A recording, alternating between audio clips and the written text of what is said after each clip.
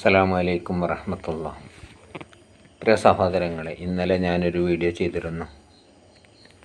സയ്യിദന്മാരെ ഇകഴ്ത്തുന്നതിനെതിരെ അവർ ഖാദിക്ക് അർഹരാണോ അല്ലേ എന്ന് തീരുമാനിക്കേണ്ടത് അവരെ നയിക്കുന്ന പണ്ഡിത സംഘടനയായ സമസ്തയാണെന്നും അത് എനിക്ക് മനസ്സിലായത് പോലെ തന്നെ ഏത് സാധാരണക്കാർക്കും മനസ്സിലാകുന്ന ഒരാശയം ഞാനിവിടെ പറഞ്ഞേ ഉള്ളൂ. അങ്ങനെ അവിടെ പറഞ്ഞേ ഉള്ളൂ. എന്നാൽ ഇനി ഒരു കാര്യം കൂടി പറയാനുണ്ടെന്ന് വെച്ചാൽ, ഇവിടെ സുന്നി ആശയമെന്ന പേരിൽ പ്രസംഗം നടത്തുന്ന ആളുകൾ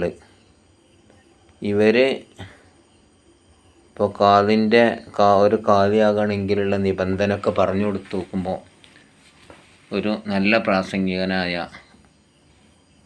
പൂക്കോട്ടൂർ അബ്ദുസ്സമദ് പൂക്കോട്ടൂർ സാഹിബും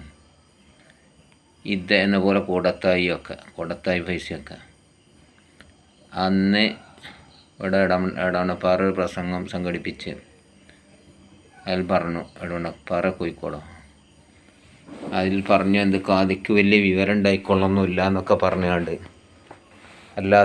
അതെല്ലാം മാനദണ്ഡം എന്നൊക്കെ അവിടെ പറഞ്ഞെങ്കിൽ, ഈ പറയുന്നതിൽ നമ്മളൊരു കാര്യം കൂടി മനസ്സിലാക്കണം. ഇതൊക്കെ ഇവിടെ സ്ഥിരമായി അവിടെ ഉറച്ചവിടെ നിൽക്കുന്ന ക്ലിപ്പാക്കി അതവിടെ നിൽക്കുക. അപ്പോഴൊക്കെ ഇനി ഒരു കാലത്ത് വഹാബികൾ ഇതെടുത്തുകാണ്ട് നിങ്ങളെ തേമ്പും എന്നതിൽ യാതൊരു സംശയവുമില്ല. ഇപ്പം അവരെന്തുകൊണ്ടാണ് അതെടുത്ത് പറയാത്തതെന്ന് വെച്ചാൽ, ഇപ്പം അവർക്ക് അനുകൂലമാണ് എന്ന് വിചാരിച്ചിട്ടാണ്.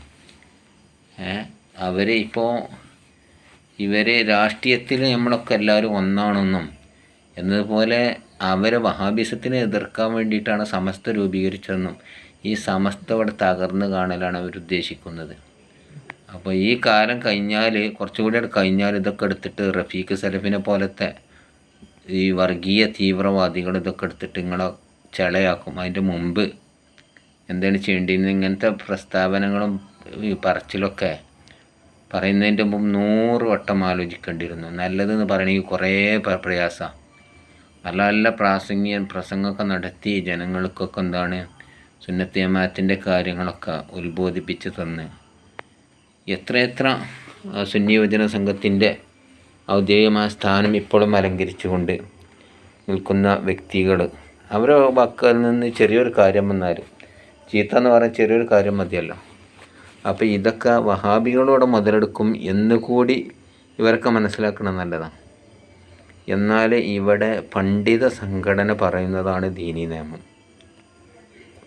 പണ്ഡിത സംഘടനയെ നിങ്ങളെന്തുകൊണ്ടത് ചെയ്ത് എന്ന് അങ്ങോട്ട് ചോദിക്കാൻ അവരെക്കാട്ടിലും വലിയ പണ്ഡിതരോ അല്ലെങ്കിൽ ഇവർ പറയുന്നവർക്ക് അവരെ ആശയം മറ്റുള്ളവരെക്കാൾ അപേക്ഷിച്ച് നല്ല എന്തെങ്കിലും ആശയം ഇവരിലുണ്ടാവണം. ഇവരിലുള്ള ആശയം ഇപ്പം എന്താണെന്ന് വെച്ചാൽ, എല്ലാവരും ഒന്നായി കാണുക. എന്നാൽ ഇവിടെ വഹാബി പ്രസ്ഥാനം മുസ്ലിം ഉമ്മത്ത് ഒന്നാകണം എന്ന് പറയുമ്പം അവർ ഇവിടെ സമ്മേളനങ്ങളും യോഗങ്ങളൊക്കെ വിളിച്ചു കൂട്ടണം. എന്തിനാണ്? ഈ പാണക്കാട് തങ്ങളടക്കമുള്ള എല്ലാ സയ്യിദന്മാരും മുശ്രിക്കാണെന്ന് പറയാൻ വേണ്ടിയിട്ട്. ഏറ്റവും വലിയ മുശ്രിക്ക് എന്ന് പറഞ്ഞാൽ ഈ അമുസ്ലിമാണ്. ഈ എല്ലാ സയ്യിദന്മാരും എന്നാണ് അവരിവിടെ വിശ്വസിക്കുന്നതും. അത് മാത്രമല്ല പള്ളിയിലെ പൂജാരികളെ പോലെയാണെന്ന്, കോമരന്മാരെ പോലെയാണെന്നാണ് ഇവരൊക്കെ പറഞ്ഞത്. അപ്പോൾ ഈ കോമരന്മാരെ കാണും പോലെയാണ് ഇവർ കാണുന്നത് ഈ സയ്യിദന്മാരും അല്ലാത്തവരെയൊക്കെ. വഹാബികൾ അങ്ങനെയാണ് കാണുന്നത്. അപ്പോൾ ഈ വഹാബിസമാണ് ഇവിടെ, വഹാബിസത്തിനെ എതിർക്കാൻ വേണ്ടിയിട്ടാണ് സമസ്ത ഇവിടെ രൂപീകരിച്ചത് തന്നെ. അതുപോലെ കള്ളത്തരീക്കത്തിനെയും ഇതേ ആശയങ്ങൾ ഉൾക്കൊണ്ടുകൊണ്ടാണ് ഈ സംസ്ഥാനങ്ങൾ ജമിയത്തുൽ ഉലമ, AP സമസ്ത ഒക്കെ ഇവിടെ നിലകൊള്ളുന്നത്.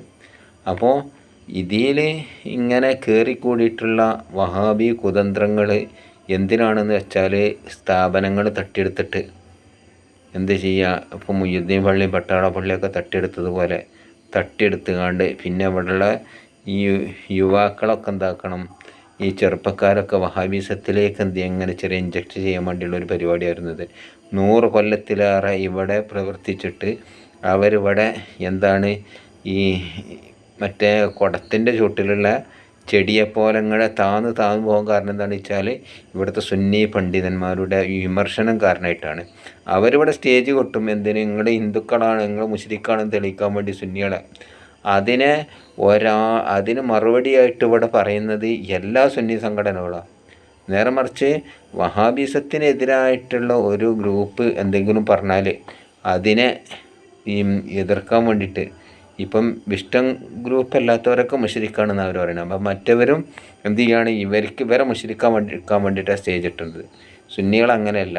അവരെ ആശയങ്ങൾ അവരിവിടെ നമ്മളെ മേലെ ആരോപിക്കുന്ന സുന്നി ശിർക്ക് ആരോപണത്തിനെ എതിർത്തുകൊണ്ടാണ് ഇവിടെ എന്ത് ചെയ്യണത്, ഇവിടെ സ്റ്റേജും പേജും ഉപയോഗിക്കുന്നതെന്ന് മനസ്സിലാക്കിയിട്ട് നമ്മളൊരു കാര്യം ചെയ്യണം. നമ്മൾ ഏത് ഗ്രൂപ്പാവട്ടെ ആ പണ്ഡിതന്മാരെ അംഗീകരിച്ചുകൊണ്ട്, ഈ പണ്ഡിതന്മാർ ഓരോ രാജ്യത്തും നാട്ടപ്പെട്ട കൊടികളാണെന്നാണ് പറഞ്ഞത്. ഈ കൊടി നമ്മളുടെ ഹജ്ജിനൊക്കെ പോകുന്ന സമയത്ത് വളണ്ടിയർമാരായിട്ട് നിൽക്കുന്ന കുറേ ആളുകൾ. അപ്പോൾ ഈ അറഫയിലും മിനയിലൊക്കെ പോകുമ്പോൾ നമ്മൾ ഒപ്പമുള്ള ആളുകളെ തിരിച്ചറിയാൻ വേണ്ടിയിട്ട് ഒരു കൊടി ഇങ്ങനെ പിടിക്കും. ഒന്നുമില്ലെങ്കിൽ ഒരു സീല അല്ലെങ്കിൽ കുപ്പി ഒക്കെ പിടിച്ചത് ഇതിങ്ങനെ നോക്കിക്കാണ്ടാണ് നമ്മൾ ആളുകളെ അതിൻ്റെ ഒപ്പം ഇങ്ങനെ പോകുക, ഒരു കൊടി ഇങ്ങനെ പിടിച്ച്. എന്നതുപോലെയുള്ള ഈ ഉമ്മത്തിനെ നേരെ മാർഗത്തിലേക്ക് ക്ഷണിക്കേണ്ട കൊടികളാണ് പണ്ഡിതന്മാർ.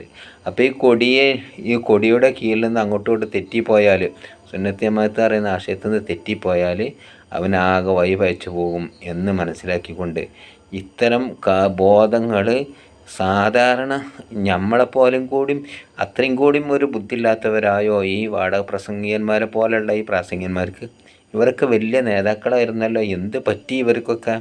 അപ്പോൾ ഇത്തരം ഷെറിൽ നിന്ന് ഇവരെ ഇങ്ങനത്തെ വഹാബി ഷെറ് നമ്മളിലേക്ക് ചാപ്പ അടിക്കുന്നതിനെ തൊട്ട് അള്ളാഹ് കാക്കട്ടെ എന്ന് പറഞ്ഞുകൊണ്ട് നിർത്തുന്നു. എൻ്റെ ചാനൽ ആദ്യമായിട്ടാണ് കാണുന്നതെങ്കിൽ സബ്സ്ക്രൈബ് ചെയ്യുകയും നിങ്ങളെ വിലപ്പെട്ട അഭിപ്രായങ്ങൾ കമൻറ്റിലൂടെ അറിയിക്കുകയും ചെയ്യണം. എന്ന് തിരുത്തേണ്ടതാണെങ്കിൽ തിരുത്തുമെന്നും അല്ലെങ്കിൽ കൂട്ടുമെന്നും പറഞ്ഞുകൊണ്ട് നിർത്തുന്നു. അസ്സലാമു അലൈക്കും.